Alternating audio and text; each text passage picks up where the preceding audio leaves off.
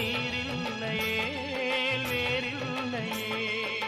சொந்தமெனும் சந்து கொண்டு ஒரு சிந்து படுத்திடவா, சிந்துகளை சொல்லி சொல்லி உனை அள்ளி எடுத்திடவா.